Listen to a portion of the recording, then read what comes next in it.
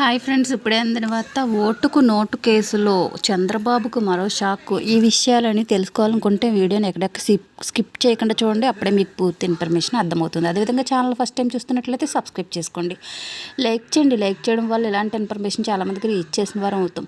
తెలుగు రాష్ట్రాల్లో సంచలనం సృష్టించిన ఓటుకు నోటు కేసుపై సుప్రీంకోర్టులో ఫిబ్రవరి 18 గురువారం విచారణ జరగనుంది. గత కొన్ని సంవత్సరాల నుంచి వాయిదా పడుతూ వస్తున్న ఈ కేసును సుప్రీంకోర్టు విచారించనుంది. ఇకపోతే ఓటుకు నోటు కేసు విషయమై ఇప్పటికే 2 పిటిషన్లను మంగళగిరి ఎమ్మెల్యే ఆళ్ల రామకృష్ణారెడ్డి దాఖలు చేశారు. ఓటుకు నోటు కేసులో చంద్రబాబు పేరును చేర్చాలని ఒక పిటిషన్ దాఖలు చేయగా, కేసు విచారణకు సిబిఐకి అప్పగించాలని కోరుతూ మరో పిటిషన్ వేశారు. ఇక సుప్రీంకోర్టులో ఆ 2 పిటిషన్లు విచారణకి వచ్చినప్పటికీ పలుమార్లు వాయిదా పడింది.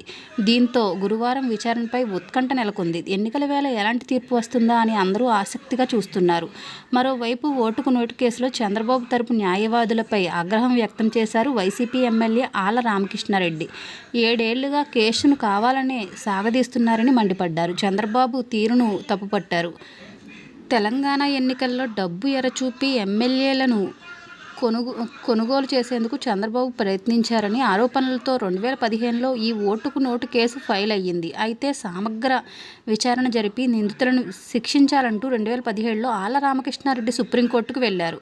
ఇక అప్పటి నుంచి కేసు వాయిదా పడుతూ వస్తుంది. గత 5 నెలల్లో పలు కారణాలు చూపి చాలా వాయిదాలు కోరారు చంద్రబాబు తరపు న్యాయవాదులు. దీంతో విచారణ గురువారం జరుగుతుందని కోర్టు తీరుపై ఉత్కంఠ నెలకొంది. ఇలాంటి లేటెస్ట్ ఇన్ఫర్మేషన్ వీడియోస్ కోసం ఛానల్ సబ్స్క్రైబ్ చేసుకొని లైక్ చేయండి, షేర్ చేయండి. Thank you for watching.